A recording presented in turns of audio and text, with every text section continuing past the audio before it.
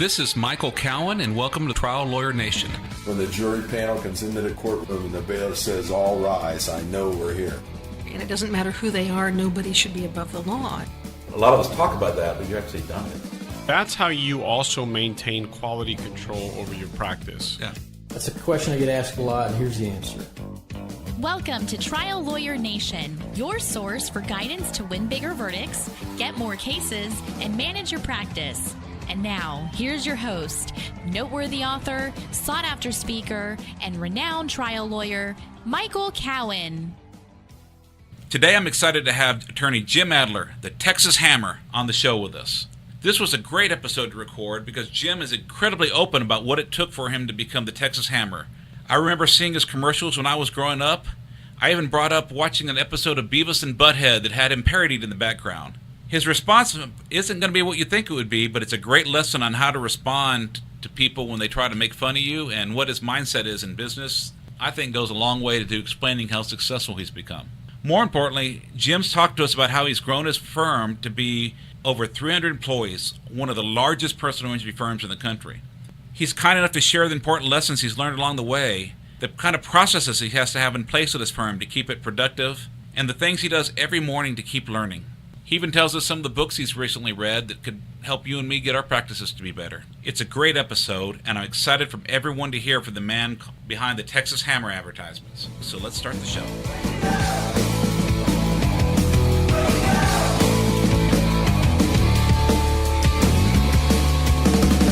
Today on Trial Lawyer Nation, I have Jim Adler. You may know him as the Texas Hammer. Jim is a lawyer here in Houston, Texas, with offices across the state, and he's, over the years, not just been a pioneer in legal advertising, but he's built up a heck of a law firm, and he's agreed to come on here and tell us a little bit of a story and how he built this thing up. How you doing today, Jim? Great. Good afternoon, Michael. How's it going? It's going great. Thanks for coming on the podcast. Sure. My pleasure. So let me start. Tell us a little bit about yourself. Okay. Well, let's see. I grew up in Dallas, Texas. Went to St. Mark's in Dallas, and wound up, since I went to a prep school, wound up at Oberlin College in Ohio for a while, and then I went to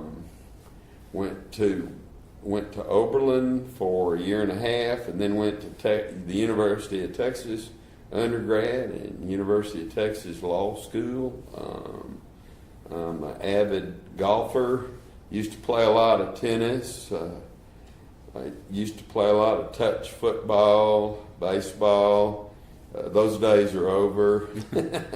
I love to exercise, work out, have a large family, 4 children, 9 grandchildren. Been married 40 years to my wife, Debbie. And those are kind of the high points. Yeah. And just as an aside, has your practice let you be a father and a grandfather?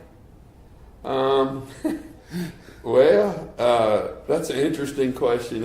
It's something I struggle with, and I'm sure. Yeah. I mean, it's and I'll go into a little more of your story in a little bit, but it just struck me that that's originally when I first started advertising in 1977, after the United States Supreme Court passed the Arizona State Bar versus Bates and Osteen case, which allowed advertising. I was really busy, working all day, going to hearings, going to court, handling I had a general civil practice doing divorce, bankruptcy, all kinds of franchise work, securities offering circulars.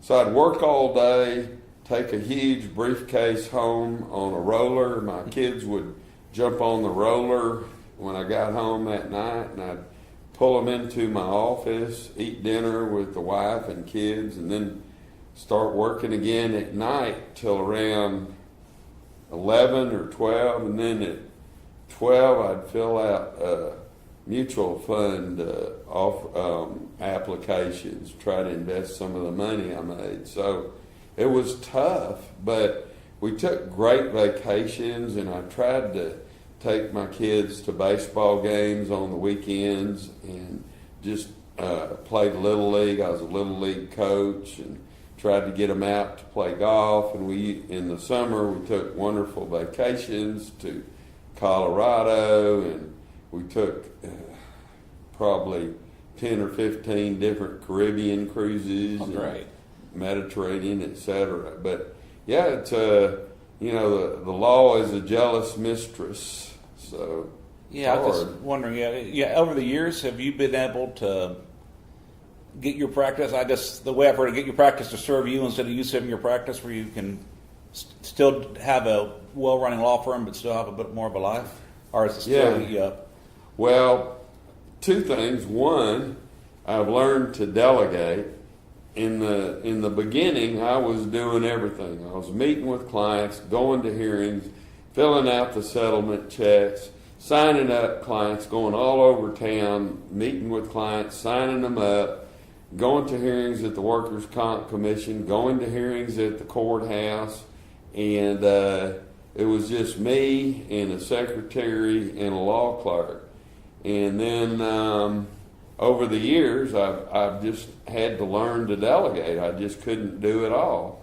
That was the hardest thing, though, because if I wanted something done right, I just figured I'd have to do it myself. But I guess I've gotten used to, rather than 100% efficiency or 90%, I'll delegate and be satisfied with a little less. Yeah, it's tough.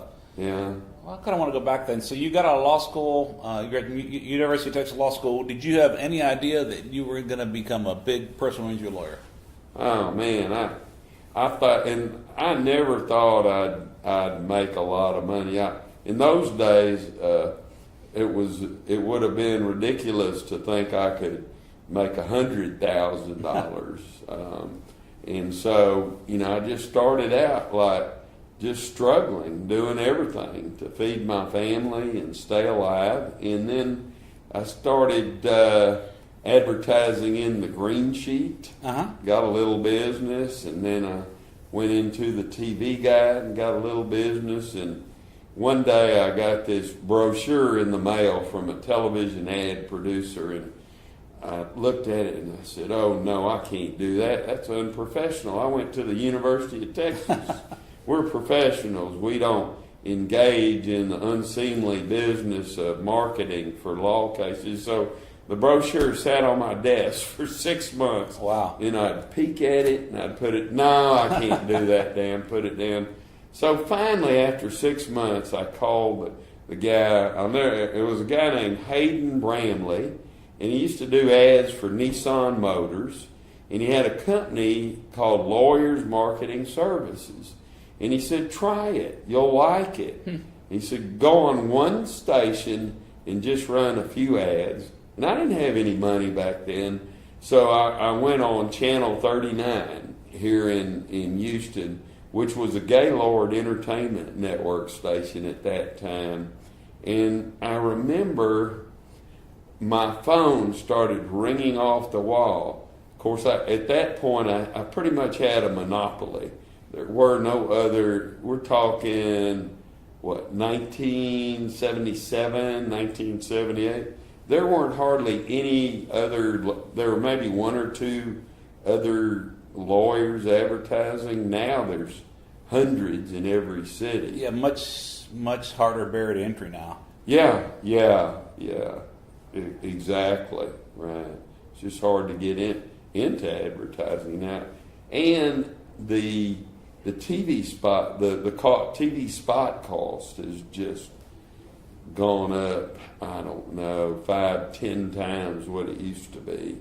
So what, we talked about you had that brochure. What is it that helped you kind of cross over? Because, back then I'm sure there was a lot of social pressure not to advertise as a lawyer. It had been outlawed in most states until 1977. It was,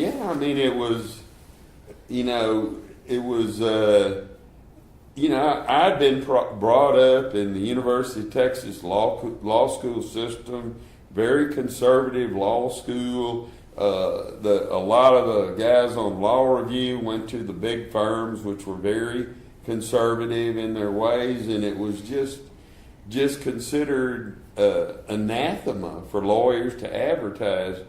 But, I had a young family to feed, and I wanted to see if I could be more successful.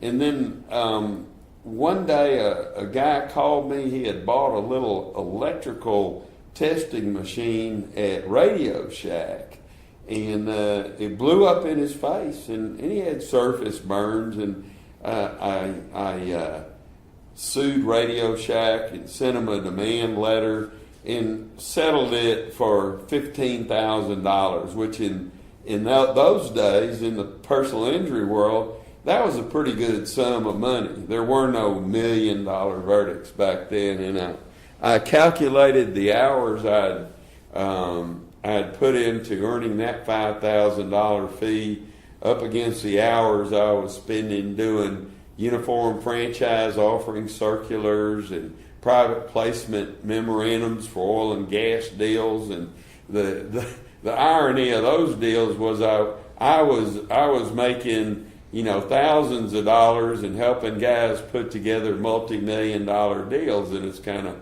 okay, what's wrong with this picture?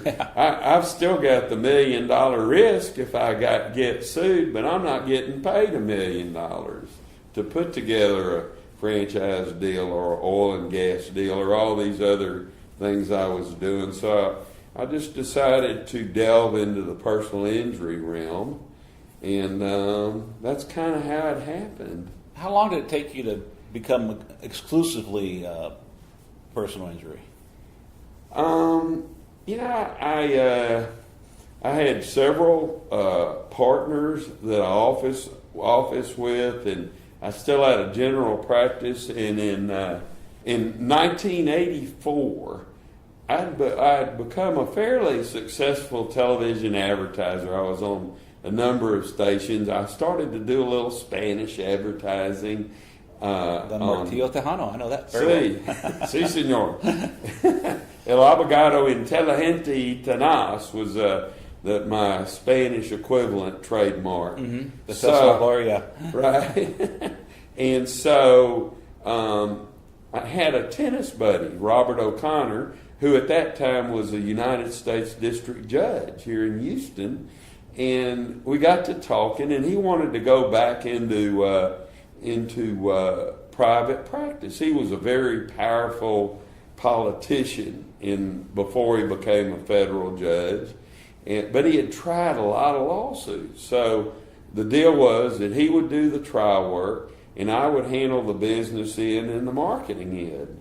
And he said, Jim, you're wasting your time doing divorces, doing bankruptcy, doing all these other areas, real estate deals, and now this is the age of specialization, and he convinced me that it was okay to have a general practice in a small town, probably, but in a big city, he convinced me it was the age of the specialist. So we started a practice specifically dealing only in personal injury, and in those days, we were one of the biggest workers' comp practitioners, and we had a huge third-party case practice and auto, and then it was in the era of the Kilgarlin court, so premises liability cases were good.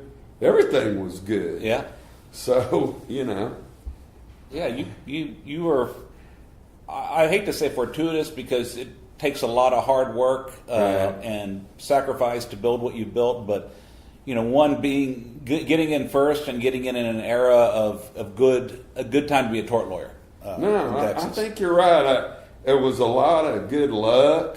My timing was fortuitous because the laws have gotten so defense oriented now, and it's so much more difficult to win a case at trial.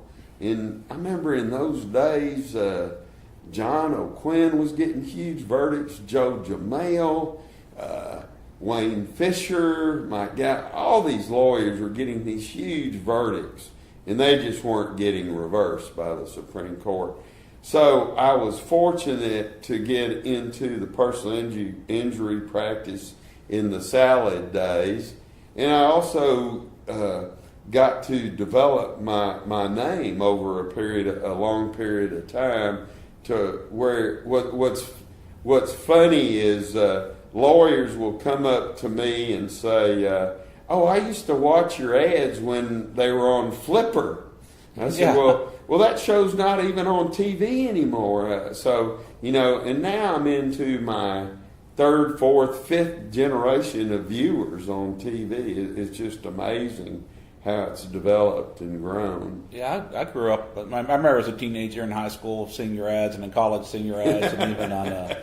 There was a cartoon on MTV called Beavis and Butthead. And there was a parody of it's the Hammer, and Mike Judge from Texas. It doesn't have your name on it, but it's someone imitating you in the background on one of their episodes. Oh yeah, Mike Judge is one of my biggest. The author. He's one of my biggest fans. He did those Beavis and Butthead ads where Beavis goes into I think the lawyer's name was Joe Adler, and Beavis says, "I've got a personal injury. I have a crack in my butt." And Joe Adler reaches in his desk drawer and pulls out a neck collar, and he says, "You may need one of these neck collars for your case." And then he did some actually. I called up my intellectual property lawyer, and he kind of said, "Who was it? Was it Will Rogers or W.C. Fields?" Said, "Just spell my name right." Right. And any publicity is good publicity, because I got insulted. I said, "I'm going to sue that guy." Yeah. He said, "No, forget about it. Be happy they're bringing up your name." Because I still remember it 20 years later. I mean, funny. And obviously you're not handing out neck braces at the office. But. And then Mike Judge did the movie Extract. Okay, I haven't seen that one. Yeah, you got to look at it. It's so funny. And Gene Simmons, the Kiss star, he plays a lawyer named Joe Adler. And a machine explodes and hurts his poor factory workers' private parts. Ouch.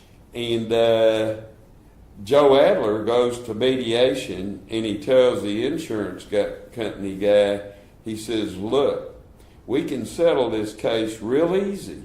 All you have to do is put your private parts in this door, like my client got hurt, and I'll slam it. Bam! And we'll settle the case."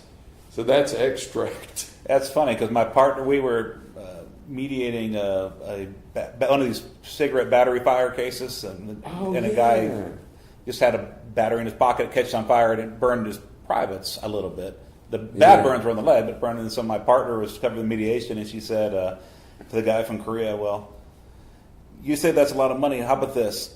What amount of money? I'm going to get a blowtorch. What amount of money do I have to pay you to burn your private parts?"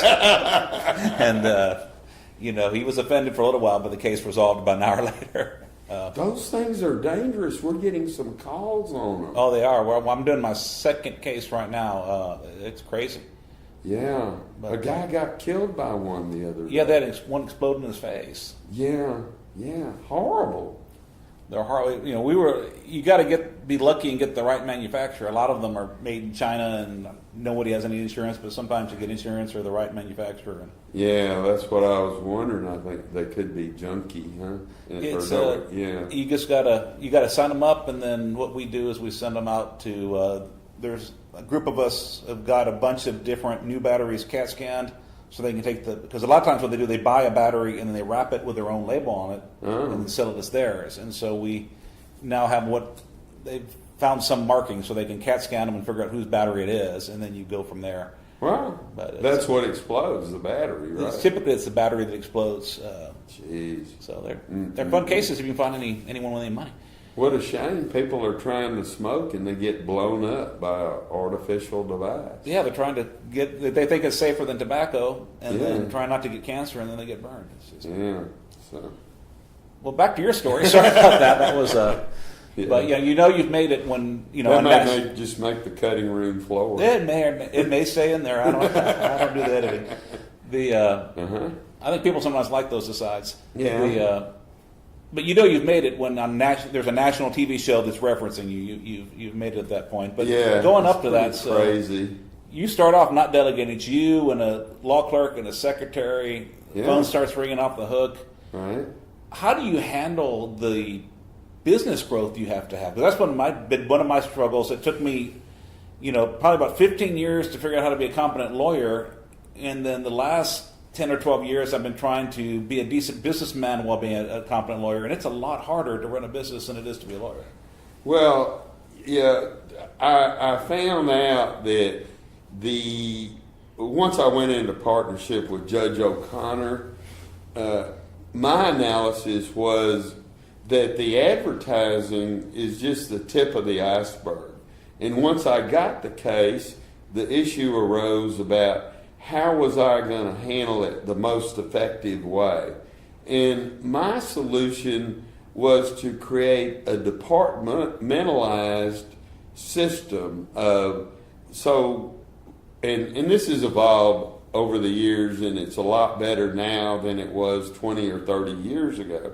But we created an intake department where there was intake specialists, and all they did was take the new client calls. And then there was an operator who took all calls. And then once the case was signed up, it was assigned to a case manager. So we had the case management department, and each case manager was supervised by a lawyer. So one lawyer would have their own little mini law firm within Jim Adler and Associates. So a lawyer would have 2 or 3 case managers who were the point of first contact with the clients and assist them with their property damage, their medical needs, and hold their hands while they got accustomed to the system, because clients are scared. People are afraid of lawyers, and their lives are turned upside down. Yeah. So the case manager would be the hand holder in chief and take care of the client. And she would go to her lawyer with novel questions or things that came up. And each lawyer would have a legal assistant and a clerk to help them with the work and copying. And then beyond the case managers with the lawyers, then we created what we called the packaging department, which was a specialist in preparing settlement brochures and gathering all the hospital records and the ER records and the medical bills and the diagnostic testing and the lost wage statement, and putting that all into a brochure. And then each lawyer would have a packager that would package his or her cases, and then the package would be assigned to the lawyer for settlement. So the lawyer would negotiate the settlement brochure with the insurance company and review it and make sure it was adequate. And that's all evolved to be better. The big problem we had at that point was clients did not they hated being passed around. So it's kind of like, okay, I just got to the point where I love this case manager. She's so nice. She understands me. She knows everything about my case. She knows about this issue with my husband. She knows about this issue with my kids. Now you're turning me over to some packager. And, what we say is, look, yeah, but you still have the same lawyer supervising your case, and you're certainly free to call that lawyer. You have that lawyer's name in the papers we mailed to you. So what we did is we got the case manager to ease the transition and let the client know, now you're going to be working with someone who's a specialist, and they're going to go over everything with you and make sure they get all your medical bills and lost wages and then we prepare what we call a client impact statement. How did this affect your life? Well, my husband can't help me with I can't take out the trash, or we can't do this, or how it affects their daily lives. Then the next department is what we call the closing department. So the closing department, once the case is settled, calls the hospital, calls the doctors, finds out how much the medical bills are, and prepares a closing statement so that we can disperse the settlement funds and get the releases signed. And of course, we disperse out of our trust fund account. So that's the fourth department. And then beyond that, we have administrative departments. We have an accounting department. We have a really strong litigation department. We have an an internet department that does all the Google, the Facebook, because advertising has gotten so ridiculous now. You have to be strong on TV. You have to be strong on radio. You have to be strong. It's crazy. You have to be, That's the problem. Consumers have something. It used to be we had 3 network channels to watch, and in Spanish there'd only be one, and now there's like all kinds of different platforms. And like my son hardly ever watches TV. He's watching everything on his phone. Yeah, I mean, they got all this, what they call OTT, over the top, where people watch Slingbox, they watch Roku, they watch PlayStation. It's hard to reach people because all these young people, they don't want to pay for cable TV. Right. So they call them cord cutters. People literally cut off. They don't cut the cord, but they cancel their cable TV services. Yeah. And they watch TV on these devices. And now all the big TVs on the wall, the 50, 60-inch TVs, they're all Wi-Fi connected. So, people watch Netflix, they watch YouTube. People don't have cable TV. So you got to find them elsewhere. Yeah, it's gotten harder. Yeah. I want to go back to, you're setting up the firm. What was the process how did you get from one secretary, one law clerk to these multiple departments? I mean, what was the evolution there? Well, we just, we developed formulas as to how many cases can a case manager handle, how many calls can an intake person handle, how many cases can a lawyer settle, how many cases can a lawyer try. So we did it with a statistical analysis, and as our case volume grew, I'm a big believer in client service. And what I'm always trying to motivate everybody in this law firm to provide over-the-top service. I call it service marketing. It's just a fancy word for if a lawyer does a good job for a client, the theory is you'll get referred 7 new cases. And so I call them disciples. Clients who are disciples, and you do a good job for them, they'll praise you.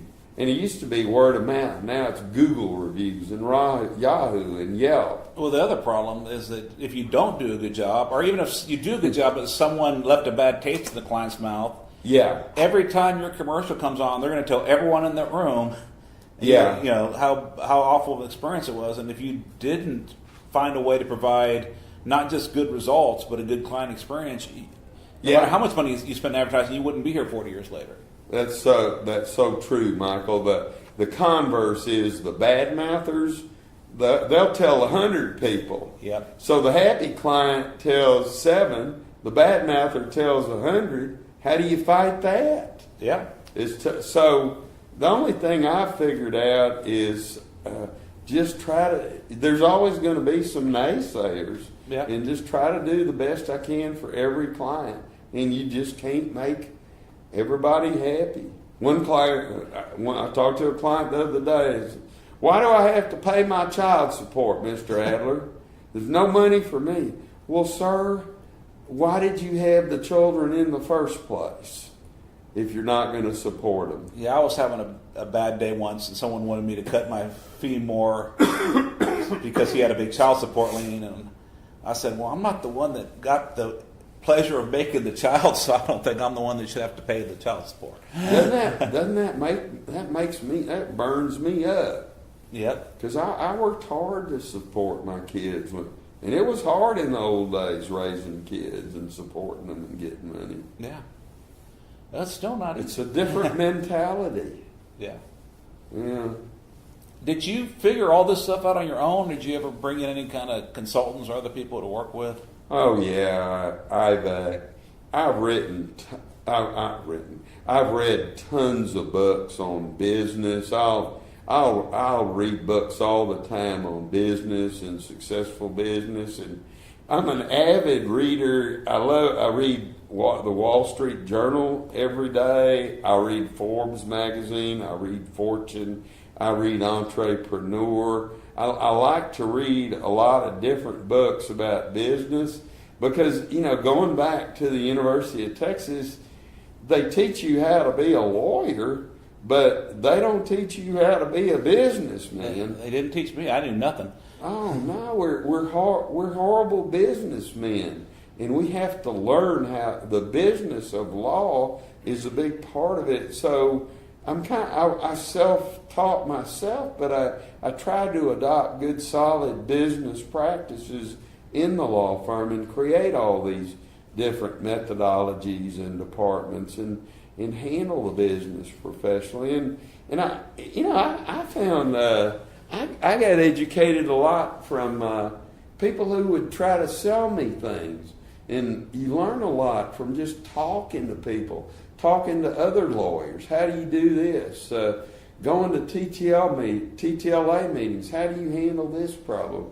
That's more practice oriented, but we all have a lot. We all have to run our practices as business. We gotta make a profit. Yeah, I've actually learned a lot from my referring lawyers and co-counsel lawyers, and I'll be honest, I'm going to confess, and hope you don't kick me out of here, but I graduated from University of Texas Law School 24 years ago, and that I was going to be a litigator, and even when I went into personal injury, like I was going to be the elite litigator, and I kind of thought that there were pejorative firms, right, like mill firms and right. advertising firms, and that we were better, and and what I learned when I started getting to the point where the advertising lawyers would refer me some cases, and we started working with them, that they actually kept their clients much happier than I did, and there was a lot of things that when I opened my mind and realized what incredible businesses that people like you run, what incredible client service, how happy the clients were. It's just getting rid of this. I think there's a lot of jealousy. There's a lot of people that I worked hard and went to school, so clients should just come to my door and I should just be rich. Right. No matter what you do, like I don't advertise on television, but we spend a lot of time and a lot of money just lawyer to lawyer, just for referrals. I spend hundreds of thousands a year marketing to other lawyers, because even if you treat people well and you got good results from them, you have to work, and then you have to learn to run your business in a way that can give consistent, keep the clients happy. Not if you're worried about missing deadlines or what you have to do tomorrow all day, you can't get anything big done. We'll return to part 2 of this podcast in just a moment. Each year, the law firm of Cowen Rodriguez Peacock pays millions of dollars in co-counsel fees to attorneys nationwide. Are you an attorney with a catastrophic injury or wrongful death case you'd like to discuss with host Michael Cowen? If so, you can reach Michael by calling 210-941-1301 or send an email to michael@cowenlaw.com. We now return to the rest of this episode of Trial Lawyer Nation. That's so true. My rule is every client has to be called back the same day, or at the very least the next day, and we monitor that, and we listen to people's voicemail, and we see how many voicemails they have queued up, and we try to measure performance. And you know, some of my best friends are great trial lawyers, and I've referred them cases, but that some of them, they won't call people back. And I said, look, we worked hard to get this client. Please call them back. They're going to fire us if we don't treat them like human beings. That's one of the things I had to learn the hard way, is that, you know, I'd be off doing depositions to trials and I'd not return the call, and then all of a sudden I've got an angry client that, if I took 45 seconds out of my day just to say, hey, I'm in a trial right now, but I have a couple minutes for you, you know, is this emergency? Can I call you back late when I'm done? It would have prevented hours and hours of agony later. Well, I mean, and they're good friends, so I just tell them, you're going to get fired. Yeah. And just tell them like that. And I understand trial lawyers are focusing on trial, and maybe they don't want to talk to clients, but or they don't have time, but have your secretary or your paralegal call them back. Treat them with dignity. The other thing that's so ironic is that you can handle one kind of case, and if you don't cross-sell that client on your other areas of practice, they will go to another lawyer because they think you only handle that one kind of case that you handled for them. I don't know. Have you ever thought about that? I have, and of course I've done that. I've focused my practice. But I mean, I know. I was talking to another lawyer I work with, and he had handled a car wreck for somebody and did a good job, and they were happy. Yeah. And then they had a family member die in an 18-wheeler crash, and they hired a different lawyer. And they asked, well, they ran into him. They said, why'd you hire that lawyer? And well, you did a great job, but I didn't think you did big cases. I thought you were, you know. Yeah. So lawyers, we get pigeonholed. We do. And clients think we only did the kind of case we handled for them. I found the same works true with referring lawyers, that if I used to think, well, I'm going to go take, let's say, some bender, like low impact, Allstate cases to try to get in with somebody. And I'm going to do a good job, and they're going to give me their big case. Yeah. Well, I've now become the low impact Allstate guy. That same lawyers, when I said no to those cases, that I only do trucking cases and cases with serious injury and death, the same lawyers started, I didn't realize that, and they started giving me the bigger cases. But until I said no to the smaller ones, they viewed me as a low-level lawyer. Right. It was amazing. Yeah. But, you have to let people know what you do. And then another thing, an important thing that we do is when we close a case, we ask for a referral. Mr. Jones, Mr. Garcia, if you were happy with the legal services and the result we got for you, please tell your family, your co-workers, and your friends and neighbors to use Jim Adler's legal services. And we have lawyers and case managers, we call them champions of justice around here. And who gets the most referrals, and who brings in big cases, and cross-sell them and tell them, look, we handle explosion cases. We handle big 18-wheeler cases. Of course, it'd be hard to miss with me standing in front of an 18-wheeler on TV. Or on top of one. But service marketing is so important. Really believe that. You mentioned earlier that you've read a lot of books. What are some of the business books that you found have been most helpful in building this business? Oh, wow.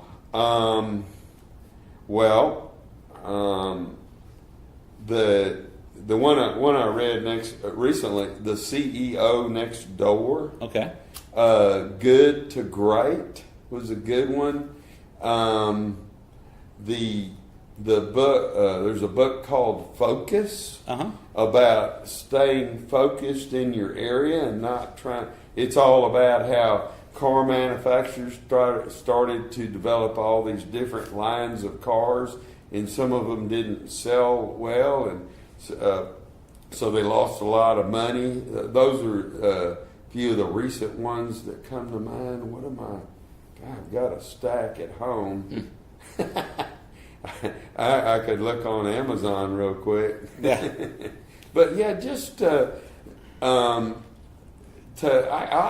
what I do is I'll go on Amazon and I'll look at bestseller books on business and read them and just see what they're all about and read the reviews, see if people like them. So even at this point, you're still looking for new ideas and we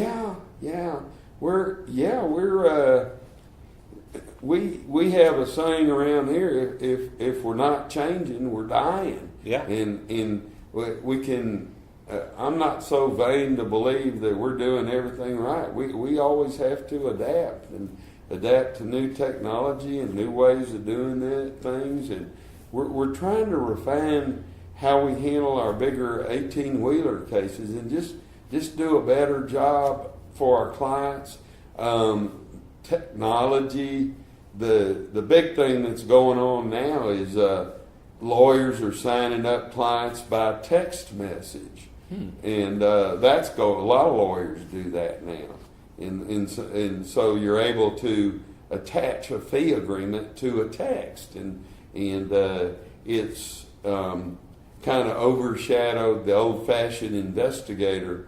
I'm not sure exactly how you bond with a client from day one doing that. I guess you talk to them with the client, and talk to the client on the phone and do a good job of letting them know what you're going to do. The big fight we have these days are people who buy the name Jim Adler on Google, and we fight that all the time because apparently Google will sell the name Jim Adler to any lawyer. Yeah, I've seen that. I'm looking up someone's phone number, and I Google their name, and there's 3 ads for other law firms that pop up first before the lawyer organic search. And the bar says it's ethical. I don't understand how. I don't think it's ethical. I think it's fraud. But I think the bar advertising rules are ridiculous because I was on the advertising review committee for about 7 months. Really? A long time ago. And what I found is that the people that were trying to do the right thing, they would nitpick to death. Yeah. And then they would ignore the people that were out there. They didn't submit anything. They lied. They cheated. Yeah. They wouldn't do anything to those people. And people that would hire a lawyer and fight, they'd give up, but they'd make them spend the money. And people back then, things were a little harder to edit, so people would spend all this money to get a commercial, and then they say, well, you need to reword this, or the font needs to be a little bigger, and it was just nitpicky. But you're causing someone to spend a lot of money for nothing while you're refusing to do anything of substance to the bad actors out there. And so, if the bar's not going to go after case runners, then why are we fighting with lawyers over the size of a disclaimer? Yeah, I think it's so difficult to advertise now under the current rules because there's so many. There's tens and tens of millions of dollars being spent on television, and it's hard to come up with effective advertising because if you come up with such catchy lines, it's sometimes viewed as creating an unjustified expectation. We submitted some ads recently, a script, and the script said background sound of cash register ringing. Right. And the bar said we couldn't do that because it would lead to an unjustified expectation that a client might be able to get some money. And I wonder what clients think we're all about anyhow. Yeah, I've never had a personal injury client hire me and not expect to get money. I know. It's like I said, there's people, the people that work for the bar are real nitpicky. And then there's people, when I was on the committee, it's been long, I don't know who's on there now, but there were just people who didn't believe in lawyer advertising and they wanted to just make it as difficult as possible. Yeah. And then, you could have fought that, but then you got to hire a lawyer and litigate with, and they'll probably give up, but then how much money are you going to spend doing that in time rather than just doing a different ad? But we found that we can change it and still be very effective. But I see some of your competitors running ads that flat out violate bar rules. Yeah. I see numbers being, like I saw somebody, they had a $1.35 billion child abuse verdict. Now, I guarantee you that wasn't collected. No. That was probably a default judgment or something. There's no disclaimer, no what the client got, what the fees were. So how did they do that? Well, they probably just did it because the bar is not out there proactively checking unless someone files a grievance. No. Well, the bar doesn't have a mechanism to record television advertising. When I was on the committee, I suggested, because they were saying, well, we only have so much resources. I said, why don't we hire a student and get the yellow pages, get all the yellow pages, because the yellow pages were big back then, Right. and go look to see how many of the ads weren't filed, and you get $100 per ad by just sending a letter saying you didn't file it. Yeah. And then see if, because a lot of the yellow pages ads back then did not comply with the rules, and they said, no, we act on what people, if they submit it to us, we nitpick them, and if they don't submit it to us, unless someone sends a complaint into us, we don't do anything. I sent a letter to the bar, and I suggested that we go back to how the rules were before we had the amendments, and I guess it was in, I don't know, 93 or something. But the rule just used to be false and misleading or omission to disclose a material fact, and now there's so many restrictions on creative thinking and creative marketing, and really, I think people say advertising hurts the profession. I say lousy ads hurt the profession, and the public sees such sophisticated ads on TV. Why can't we be allowed to do more sophisticated ads? And that's part of the problem. At New Mexico, I love their rule. It's like you don't lie, don't mislead, but you don't. Yeah. You know, all this prior approval. I mean, why should we have to go to a governmental entity and get permission to speak? I mean, what kind of? It's a prior. Well, it's typically a prior restraint of free speech, but it's justified because the law is a profession. Yeah. And so we're regulated. But we live with it. We do what we have to do. And you've done all right. Yeah, I'm surviving. Yeah. So how did you come up with the name the Texas Hammer? That was Hayden Bramley. Okay. I originally advertised it when I first started advertising. When he was representing Nissan, he said, "Jim, that's a brand. That's a trademark. Every product, Coca-Cola has a trademark. You need a trademark as a lawyer." And I said, "What's a trademark?" And he said, "Well, it's like Jim Adler, the tough, smart lawyer, or Jim Adler, el abogado inteligente y tenaz."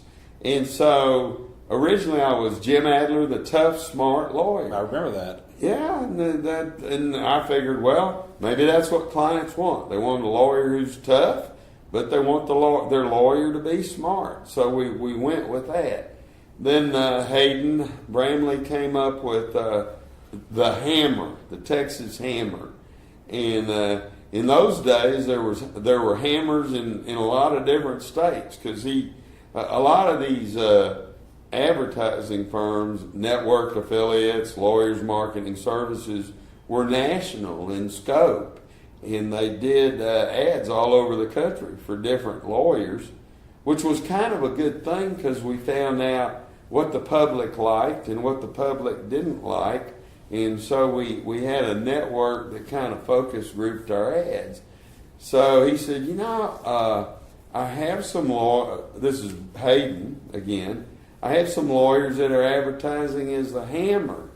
And he said, you ought to try that. And I said, okay, I'll try that.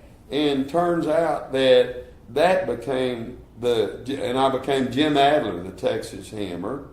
And that became more popular than the tough, smart lawyer. So I still use the tough, smart lawyer mixed in with the Texas Hammer. And it's been very effective in, like you were telling me at lunch, a lot of people may not know my name, but they know the Texas Hammer.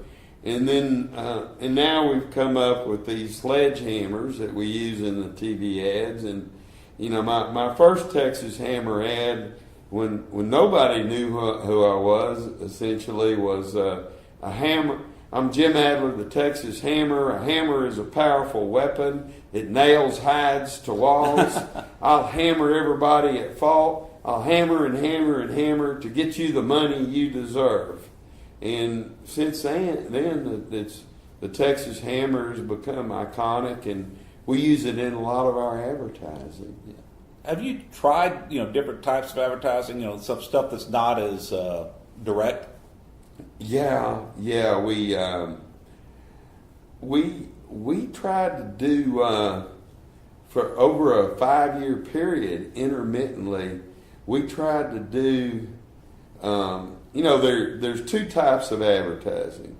There's the hard-hitting, direct response advertising, which I'm known for. Right. And then there's the image advertising.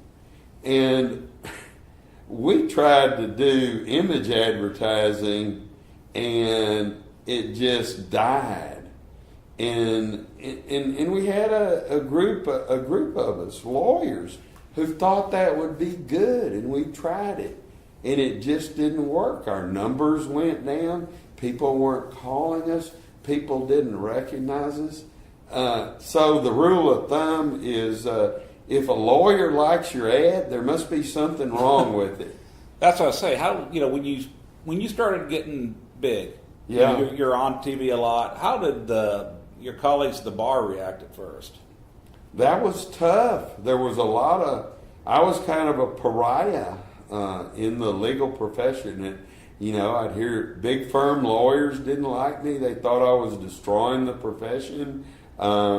And then a lot of there were big fights. I had big fights at TTLA with a lot of big, powerful lawyers. And I just told them, look, I'm going to do it. And if you don't like it, I'm still going to be in TTLA. And I'll always be a TTLA loyalist, but I'm going to do what I think is right. Yeah. And I'm kind of stuck. Nobody's going to tell me what I can or can't do.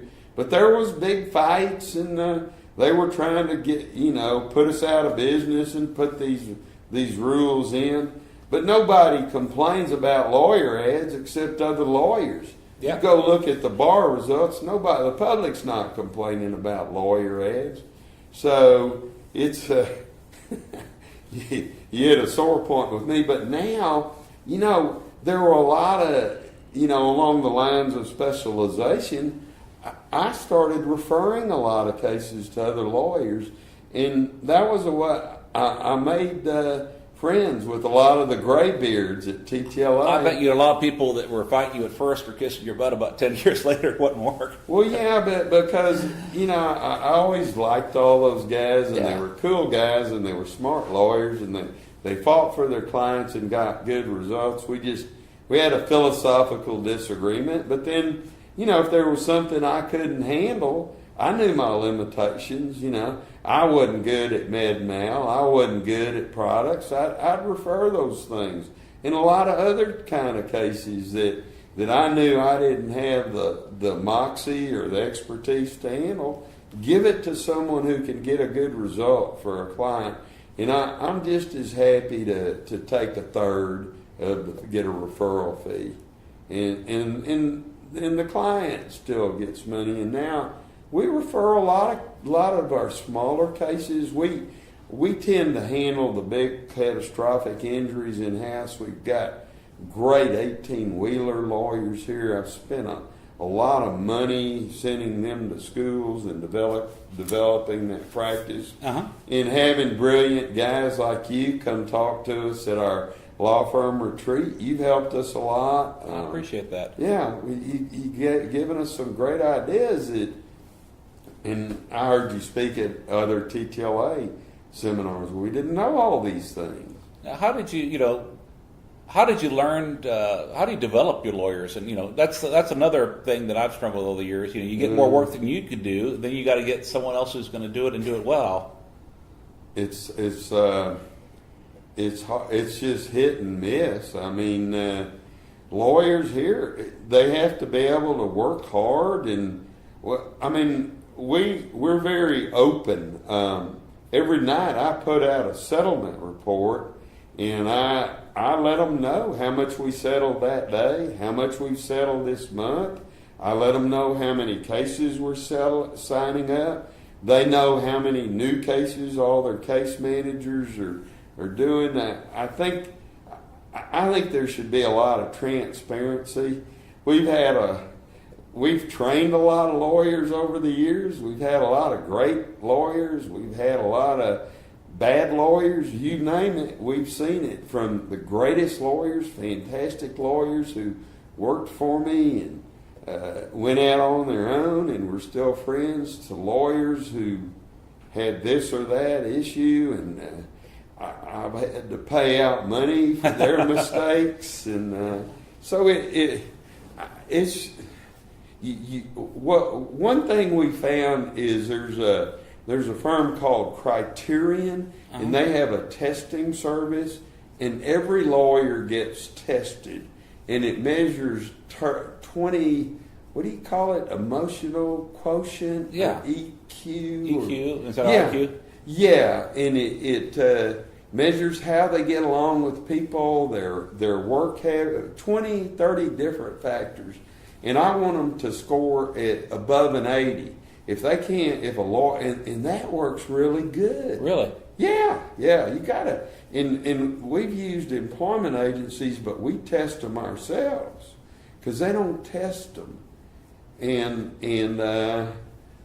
you know, lawyers are smart and they're good salesmen, and they'll come in and tell you what they think you want to hear. Yeah. And I've been snowed a lot of times, and it just didn't work out. But we probably right now we've got one of the greatest nucleus of lawyers. We've got like 30 lawyers, and they're great, and great employees. We've got 300 employees. And how do you know, I've heard different things on training. I've heard some people say, well, I don't want to spend a bunch of money training someone because if they're really good, they're going to leave and go out on their own.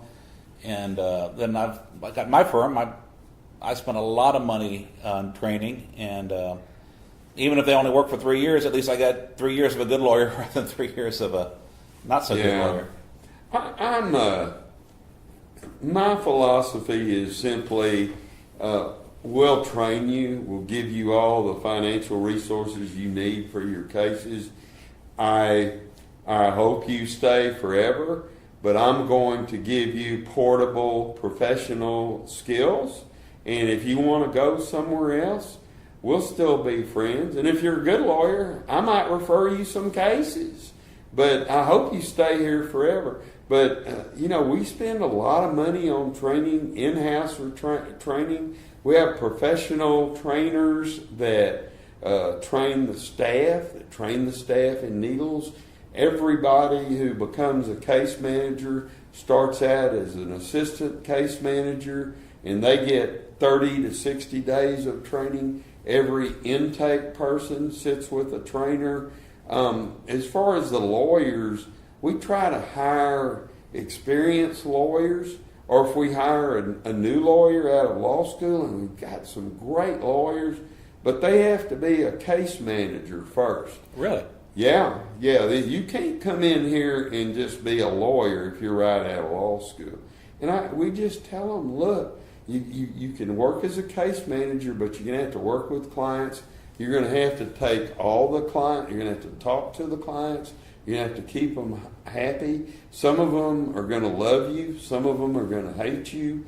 But my rule is, I call it the pizza party rule. If a client is so obnoxious that you can't stand them, you buy a pizza, you write that client's name on a piece of paper, you set it on fire, and you put it in an ashtray, and you fire that client.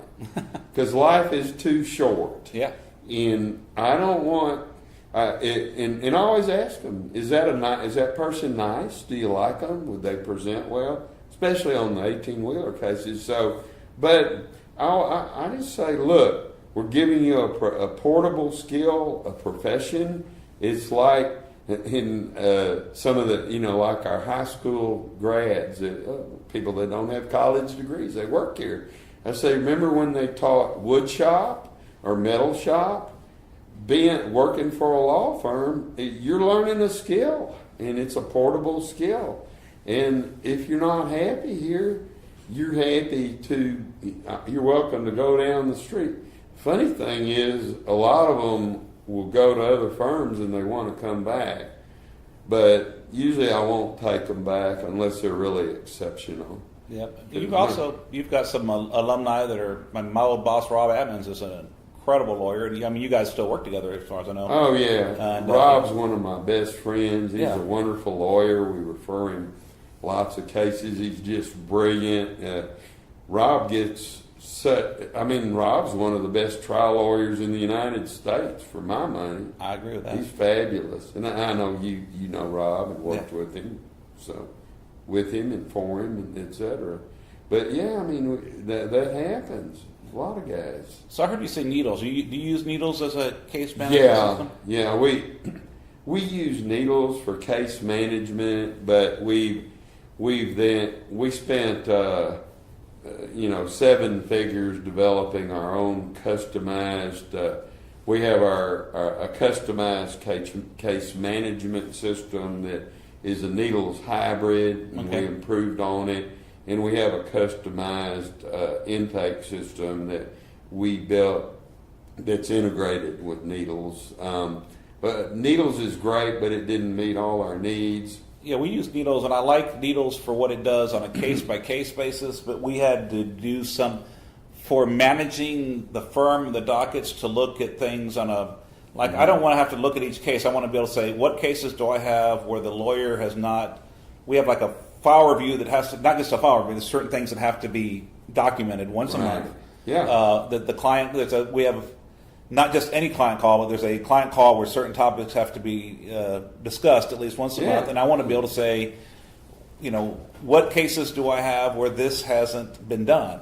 And, what cases do I have where we filed the lawsuit and it's been more than 30 days and no one's served yet? Or it's more than 30 days. So I could go meet with people quickly and not have to go through all their cases to find that. And you have to do a custom report. We had a firm create a dashboard to run on top of needles. Yeah. And supposedly the new 5.0 is going to be able to do it within needles. If it ever comes out. It's supposedly out, but you're like by request or something. They're rolling it out. But then with all that you developed on top of it, it's a new program might not work anymore. You might not be able to upgrade. Yeah, we used Documentum software, and we actually used an implementation company called Proficient, and there was a computer engineer there who liked us so much and liked all my people. He came to work for us, and so he manages all that along with we have like 4 IT people. Wow. We have 3 in-house internet people. We have a consulting service that helps us with the internet. So it's a lot of moving parts. Yeah, that's a lot to say grace over. Whew. Yeah. Trial Lawyer Nation is proud to partner with Trial Guides, leader in continuing education for civil plaintiff and criminal defense trial lawyers, with books, DVDs, CLEs, live webinars, and more. Visit trialguides.com and use code TLN19 at checkout to receive our exclusive podcast discount on any Trial Guides products. That's TLN for Trial Lawyer Nation and the number 19. Discount expires August 31st, 2019. And now, back to the show. And I'm kind of jumping around a little bit, but That's you were fine. talking about transparency, and I'm curious, do the lawyers know what the other lawyers' numbers are as far as like settlements or production? Yeah. Well, they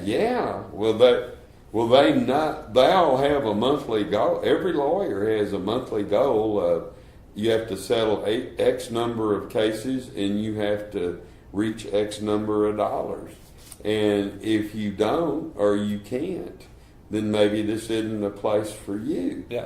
And then I have what I call, when I do my settlement report, I recognize what I call the champions of justice.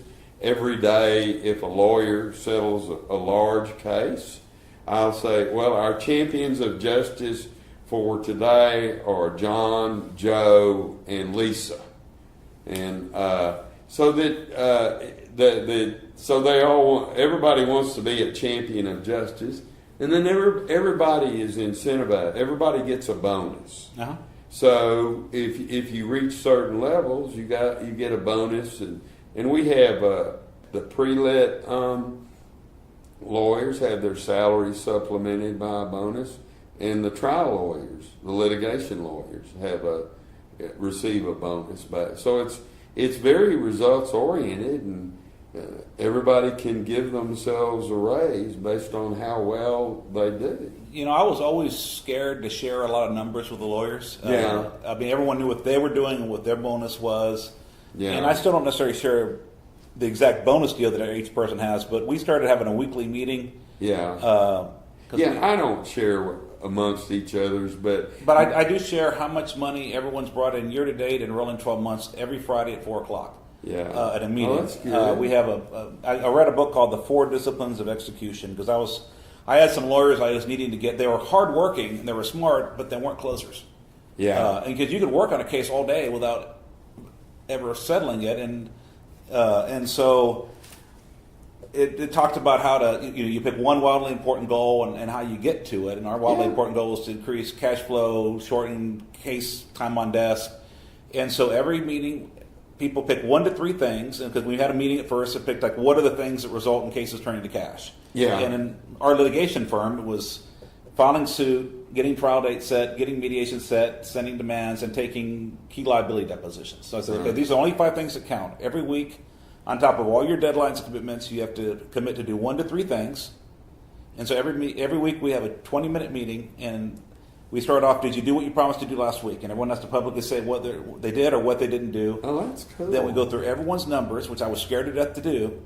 Not just gross fees that each person has brought in. Yeah. And then we each make a commitment for the following week. And I think they know. I don't think there are any discrete secrets. Right, but I think they talk. They do talk, but I will tell you the people at the bottom, 1 of 2 things happened. Either some people said, I need to get my numbers up, and I saw miraculous transformations. Yeah. And other people said, that's good. That's not fair, so-and-so's getting better cases, and they found better places to work. They both were wins for me, and it's just been a transformation for our firm and our cash flow. Yeah, and probably they wouldn't have worked out anyhow, right? Well, I was losing money on them. But rather, the people that said, I'm going to take responsibility for this and figure out how to change it. Yeah. And one of my best lawyers now was one of my worst performers last year, because now he's instead of worrying about, what the other side was doing in a case and being reactive, he became a closer and got cases set for trial and pushes them. And in fact, I got a text a minute ago, just settled another one while we're talking, $650. Woo. Yeah, I have a saying: hire slowly and fire fast. Yep. Because we all get a sense of whether someone's working out or not with our firms.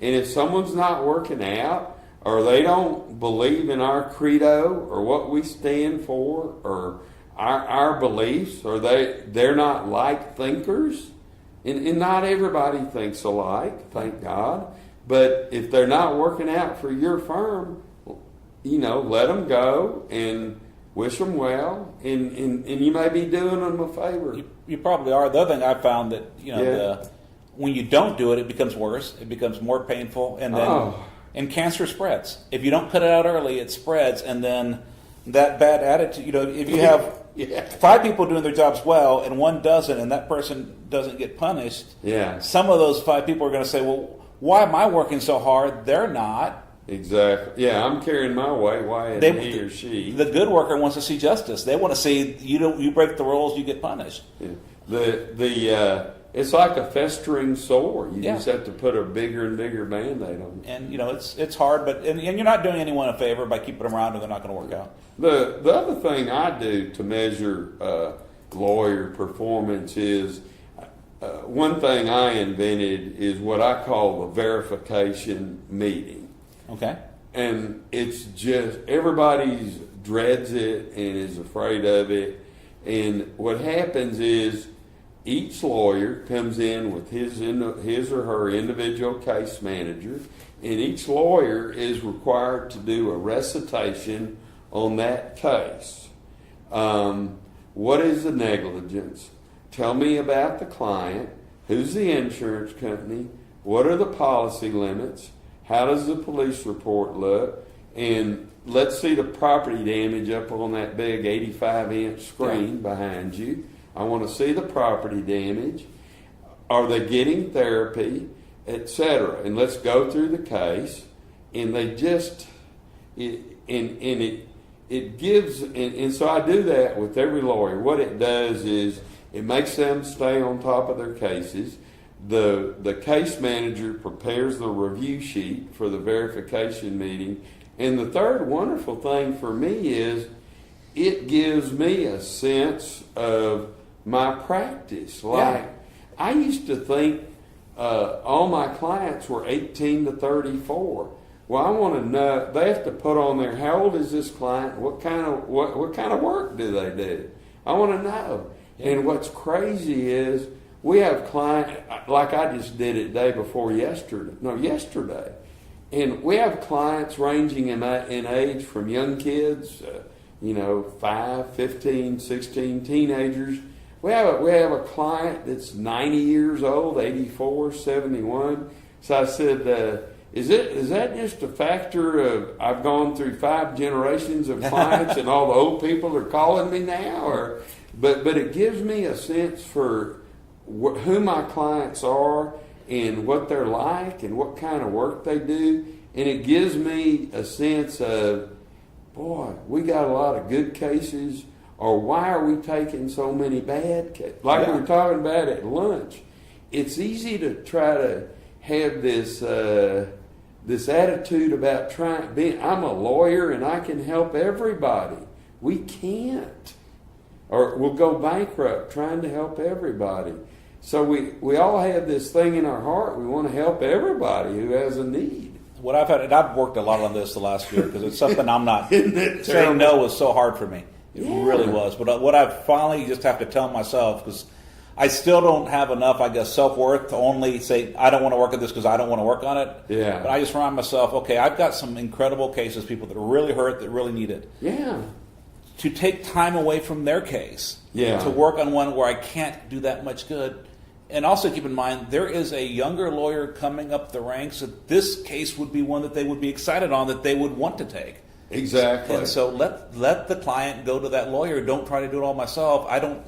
The client's going to end up better off. I'm going to be better off. My other client's going to be better off. Yeah, use your gifts and what's the highest and best use of your time. Exactly. And your knowledge and your experience. But it's hard. It's hard, but it's and you meet nice people, and it's hard to say no. Yeah, I've learned that I do my screening with paper.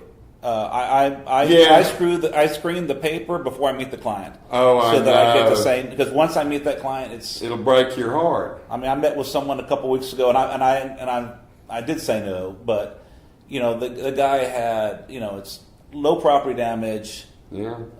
Didn't report injury at the scene. Multiple prior injuries. He's on disability, but was working as a truck driver, being paid cash. Tell me 2 about other it. claims going on, and it just given a deposition denying any other injuries in one of his other claims. I mean, all these red flags. But he's a nice guy. Yeah. And but I just your heart goes out to it him. does, and I'm sure he got hurt in this thing, but it's just not. We're not going to have we're not going to have a happy ending to the story. And clients think lawyers can pull a rabbit out of a hat, and it's all. If the facts aren't good, you can't create a miracle. Yeah, I had a real tough liability case, and I actually had a lady tell me, "Well, I see that you spent $100,000 in this case, so I know you'll find a way to get your money back. So I know we can't lose." Oh, I know. It's interesting. Clients think that lawyers have big fist fights in the courtroom, and they don't realize that a lot of it is based on friendship among plaintiff and defense lawyers, and relationships and honesty and trust. So it's hard to explain that to clients about how the system really works. And I found one thing you almost, to get a client to see things your way, sometimes you have to say things about, like, you know what kind of nasty things that insurance adjuster said about you, Mr. Smith? And to get them to come around to accept an offer, or they go to a mediation and they don't listen to the mediator and they don't want to settle. And it's you can't, like you're saying, you may not be able to win it even if you spend $100,000. Yeah. And that they're better. What's the saying about a good settlement is where everybody's mad? I disagree. I think a good settlement's when I say, why the heck they pay me that much money? I know the saying. Yeah, or the other one, why didn't I ask for more? Exactly. You demand $1 million and they don't even counter. Yeah. But those are few. We've all had that. Not often enough, but yeah. So, you have built up a practice on your own from being a sole practitioner to 300 employees, multiple lawyers. I'm not going to ask you how much money, but you seem to do quite well, and providing good service and getting good results on cases, and not just taking what other insurance company offers, but working them up right. Educating your lawyers. I mean, you have an impressive operation here. What advice do you have for someone that's wanting to go out and start their business and start on the journey in today's environment? My advice is I have a thing, and this goes to any young person. Get on the fast track now and start working hard and figure out a way to start trying lawsuits. What I see so often nowadays is young lawyers trying to find themselves, or young people trying to find themselves, and that you need to get on that fast track, because people in their 20s they're trying to find themselves, and in their 30s they still don't know what they want to do. So I would say, number one, you have to work hard. When I started out, I was working 18 hours a day. Develop relationships. Join TTLA. Find referral sources. You don't have to advertise. There's lots of ways to get cases. Speak. Speak to civic groups. Do things to get you, but you can't sit in your office all the time. You have to get out there, and that's a hard thing, because when you're a solo practitioner, you have to try the case, you have to work it up, you have to develop the business. You're a solo, you're wearing so many hats, but figure out a way to just get things going quickly. Hire, be honest with your clients, hire good people, find people you can trust. I mean, those are some of the rules that I followed. Don't fall into the trap of being lazy. All good things come to those who work hard, and I think if you work hard and you try hard, you'll be successful and you'll find your own way. And there's Texas, there's plenty of business for everybody. Man. Just go out and find it. Whether you're passing out cards or working with union leaders, or I started out calling radio station managers and talking on the radio. Go to the Kiwanis Club, and there all these civic clubs, Kiwanis, Rotary, they're all looking for people.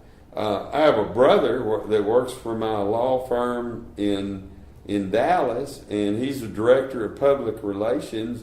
And what he does is he goes to these different clubs like Rotary, Kiwanis, and he meets people there and talks about the firm. And he's got a Rolodex of about 5,000 people. And wow, so it's all in who you know, and if people trust you, they'll send you business. A lot of people do it through their church work or work in your neighborhood association, homeowners association. The people that'll get the most business are the people that have the biggest networks, and be a joiner. Get out there and join and love people. Talk to a lot of other people. You'll learn something from everyone you meet. I have a friend who the policy of his law firm is every lawyer has to go have lunch with another lawyer every week. And if you don't go meet another lawyer, and that's you can't work here if you don't go meet another lawyer every week. Go have lunch with him. If you want to do PI, meet criminal lawyers, meet divorce lawyers, because those lawyers can send you business. Yeah. And criminal lawyers don't want to do PI. They like the exciting, it gets your blood going, gets you excited doing criminal work. Yeah. It's real life and death, freedom issues. So that's a good source of referrals. Yeah. The other thing I would suggest, looking back at my life, is one, this excuse of, no one gets trial experience anymore. As long as Allstate and State Farm are offering meds or less on a bunch of cases, if you want to go around to other PI lawyers and say, I'll try your little fender benders when you're in your 20s, people will let you try those cases. No one is dying to try those cases. And there's cases that need to be tried. And the one thing I wish, and I went to go work for somebody, but through a number of things, he ended up becoming a public defender, and I ended up with a firm way too young. I think my career could have been escalated about 10 years faster had I gone to work for an experienced PI firm that knew how to run a business, that did things the right way. Yeah. And there was a lot of things I learned by making mistakes that I could have learned by someone else's example. Oh, yeah. I did. I went through so many schools of hard knocks. I bet. Yeah, but I didn't think that's a great point about some of these insurance companies have gotten so horsey, and lawyers would love to find people that will try their Allstate cases, their Fred Loya cases, their Geico cases, their U.S. Auto, ACC, because these are companies that are just making insulting offers, and you'll learn by getting beat up because they have good defense lawyers. But I guarantee you go try a few cases and you get beat up 2, 3, 4 times, you won't make that mistake the second time, and you'll learn the rules of evidence, and you'll learn the substantive law. You got to have a burning desire in your heart to learn procedure. And it's tough. I used to do, earlier in my career, 12 to 20 car wreck trials a year. Really? And they were almost all Allstate and State Farm at that time, most of them with minor property damage. And what I learned is no one remembered the ones you lost. Yeah. But when you got, $30, $50, $90,000 on a chiropractor case, even that's 1 out of 10, everybody remembered that because no one else was doing it. And that's what led to bigger I and better bet you things. learned a tremendous amount doing that too. And now that I'm handling the bigger cases, having that confidence of having tried a bunch of cases, you're not worried about it. A lot of other lawyers that I compete with, they're great lawyers, but they're not as comfortable in the courtroom just because there's something about repetition. And yeah, well, but it's ugly. It's, there's not glamorous work. But I think that's a great point, because it's just as easy to try a 10,000. It's basically the same case, but trucking cases, you got the rules and regulations, but the principles are the same on a little car wreck as a gigantic wreck. And once you get the greatest fear is the fear of public speaking. Yeah, the other thing is when you start a gigantic car wreck case, the jury thinks your client is hurt, and they're on your side. When you try the little ones, they start against you. If you can learn to win a little case, you can win a big case. And the other thing is, I have another friend who's a great trial lawyer, and I said, "What's your marketing program?" He said, "My marketing program is going down to the courthouse and kicking ass." Yeah. And people find out who's winning and who's, like you're saying. Yeah. And so if you go down there and you start trying cases and start doing, and you'll start winning them.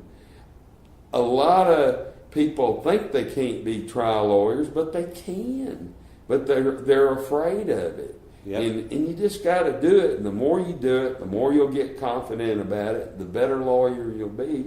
And you're probably going to lose half of them or more, but you're going to win some too. Yep. And that's going to pay the bills. And, the hardest thing now is, it was in the old days, it was like trial by ambush. There wasn't much discovery. Now there's so much discovery. It's just outrageous. But you got to do it now. Well, Jim, thank you so much. I've really enjoyed talking to you. Yeah. And I've learned a lot from this, and I'm going to go back and try to apply a few more things at my firm. Yeah. Thank Okay. you. My pleasure. Thanks, Michael.